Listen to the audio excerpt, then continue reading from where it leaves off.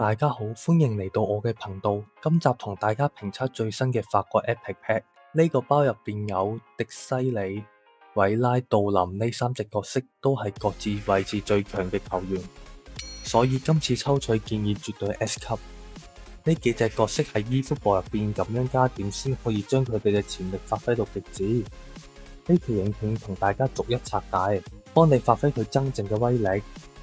今期影片所有球員都會用到89卡比魯教練，未訂閱嘅朋友記得先點讚訂閱我個頻道，以後有最新角色加點攻略，你可以第一時間知道。事不宜遲，我哋即刻開始。第一隻角色係迪西利，亦足高，身高150厘米，風格破壞者，腳長13，位置 CB， 課金技能係高速回防，空中堡壘。加點方面推薦00078611，第二增能減防守。大家可以截圖保存呢套加點，總評最高可以衝到107。呢隻角嘅面板非常誇張，防守數值98、95、100、97，速度93、94，跳躍同對抗都去到90嘅閥值。課金技能係高速回防，空中堡壘。技能保證佢嘅回追速度同埋防空能力非常強勢，腳長13導致佢嘅地面攔截範圍非常大。我認為佢絕對有能力成為第一中堅。如果夾硬嚟講佢嘅缺點，可能淨係話破壞者比較容易失位。建議同佢搭配嘅第二個中堅要有身高同埋組織大師風格，例如里奧費迪南、雲迪克，咁樣可以減少失位。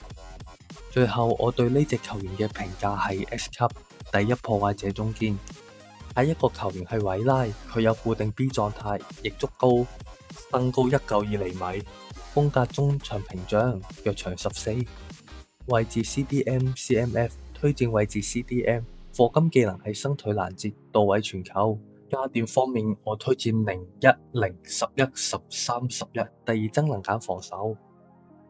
總評可以衝到104。韋拉唔使多介紹，每隻版本都非常強勁。192嘅身高搭配14嘅腳長，佢嘅腳長等效身高去到驚人嘅199，而且伸腿攔截導致佢嘅攔截範圍非常廣。作為模型怪，個面板唔可以體現到佢嘅強度。目前版本嘅中場屏障風格非常強，會非常積極保衛。呢隻角絕對係第一防守型中場。對比上一個中場屏障版本，佢嘅傳球、防守、技能等等全方面提升，但係可惜佢速度減到4，冇辦法雙速去到90。呢個係官方想稍為壓制一下強度，但係唔影響佢作為第一防守中場嘅位置。如果你哋習慣用中場屏障風格嘅球員，而且冇上一個版本嘅韋拉，非常強烈建議你哋抽取。但係如果你有上一個版本，其實體驗唔會太大。最後我對韋拉嘅評價 S 級，第一防守型中場。最後一隻介紹嘅球員係杜林，佢有固定 B 狀態，亦足高，身高182厘米，防守型側位，腳長12，可以打 RB、CB， 推薦位置 RB。課金技能係伸腿攔截、後防捅水。加點方面我推薦00078012，第二增能減防守。總評可以衝到105。呢隻冇乜好講，上一個版本已經係最強防守型右閘，今次版本各種數值都稍為提升，雙速94，跳躍97，對抗92，加上誇張嘅防守數值，喺面板上已經無可挑剔。